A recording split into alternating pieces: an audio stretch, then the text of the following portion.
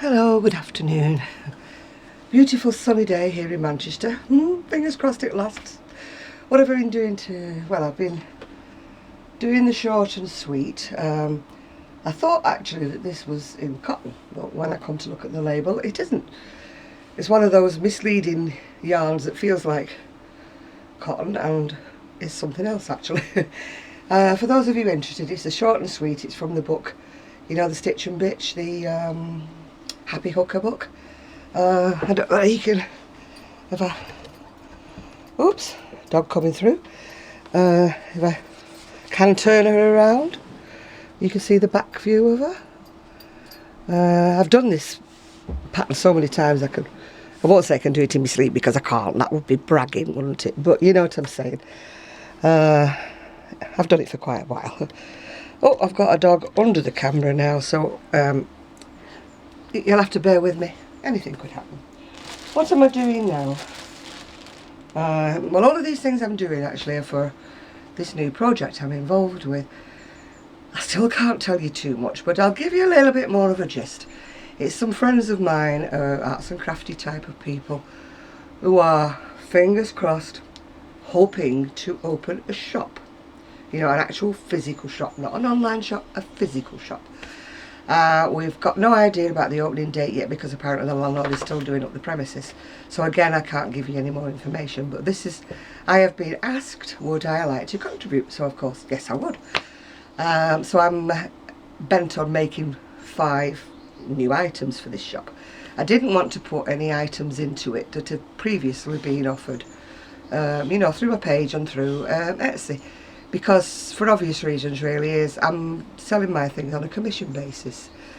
So I've got to add the commission onto the prices, so I didn't want anything appearing on my Etsy page at one price and being in the shop at a slightly different price, because I thought that might add to confusion and cause a bit of ill feeling. So I thought, well, if I do 5 new items, the grey silky cardigan was the first one, this pink one is the second one, and the third one I'm making is, it's a little, oops, which way is up? That way. Little summer top. It's done in a favourite of mine. I'm not even sure if they do it anymore, but I was lucky enough to get some of it on eBay. It's the Robin Diamante, or Diamante, whichever you pronounce it. And as usual, I'm using one of my favourite vintage patterns. Sorry if I keep annoying you people, but I do love my vintage patterns. Now, I actually bought this on Etsy last week, so even though it's a vintage pattern, it's still around if people have got them, yeah, still around. It's Serdar 5065, and although it's an old-fashioned one, I think it's classical, yeah. We've got a bit of good news and a bit of not so good news this week. Good news, well, my granddaughter, well, step-granddaughter got married and everything went okay on Saturday. I didn't go because of the dog's situation really, and the fact that, I mean, I know they're my family or inherited family, but I just had this feeling that when I got there I wouldn't really know anyone, and it was such a long way away from me, and no car, no transport. And anyway, Buster can't be left for longer than about 3 hours without there being a pub, or worse. So I decided I would be dog watch. The other bit of good news is JP's mum, my younger niece that lives in London, is expecting another baby sometime in November. So I won't say I'm hoping for a girl, but it would be nice because it's so much easier to crochet for. But I don't want to jinx her, because I do think that maybe she would like a little girl this time. But whatever it is, it will be more than welcome. If it's another little boy, so be it. It will be welcome.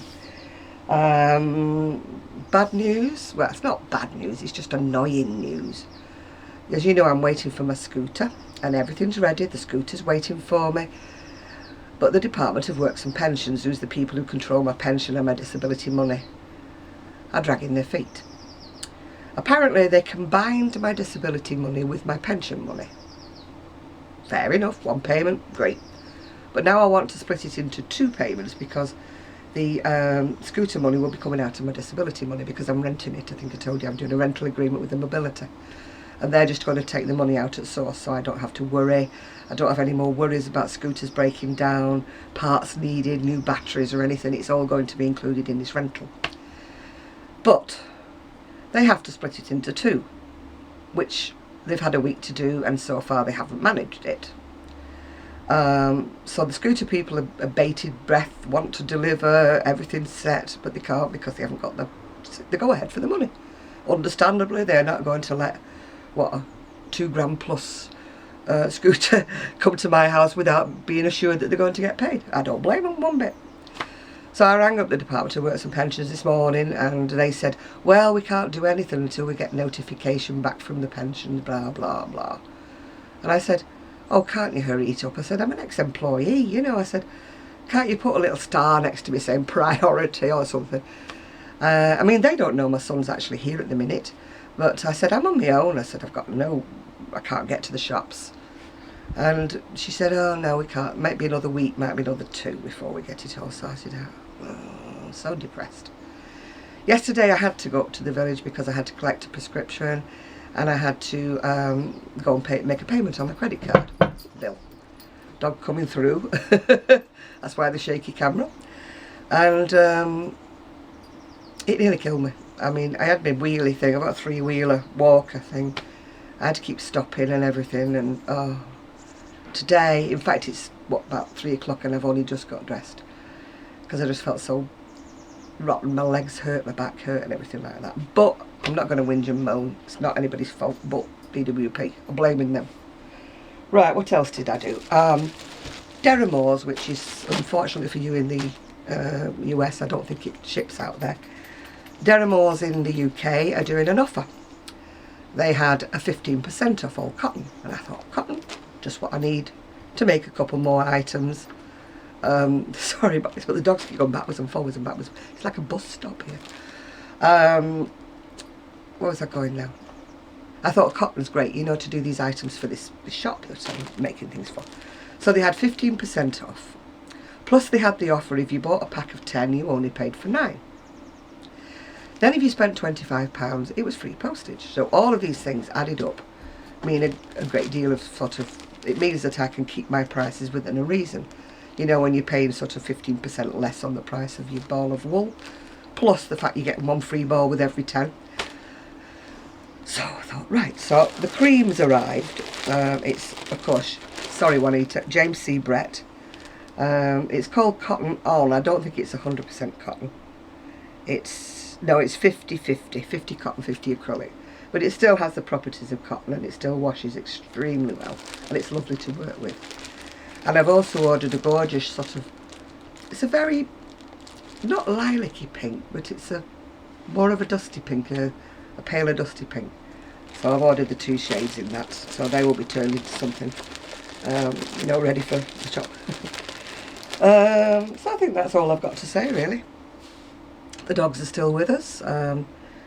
The happily married couple have gone on honeymoon, so my daughter-in-law is looking after the children because, of course, they're at school.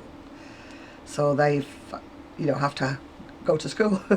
I don't know if it's the same in the US, but in the UK, children are only supposed to go out of school when there's an actual holiday. Yeah. I mean, they may not be in school, actually, because we're coming up to Easter, and Hayley from Hayley's Hats, her 2 children are off for 2 weeks now for Easter.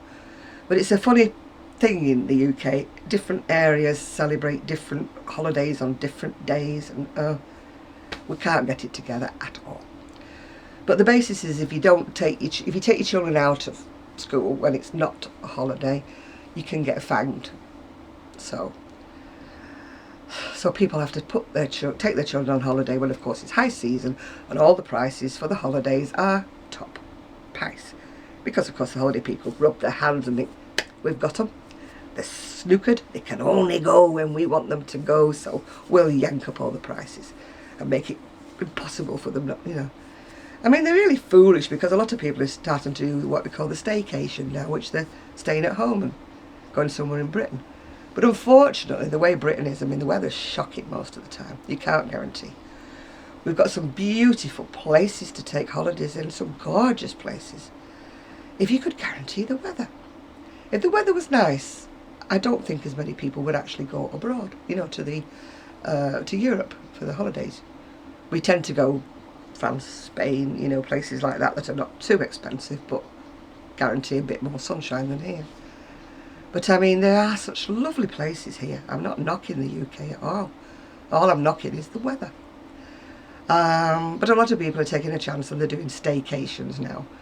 But of course it's so expensive. It actually costs more to go down to, say, somewhere like Bournemouth, which is beautiful, and stay in a hotel there with the kids and everything, and it costs you twice as much money as it would to go to Spain, you know, for 2 weeks if it was off season.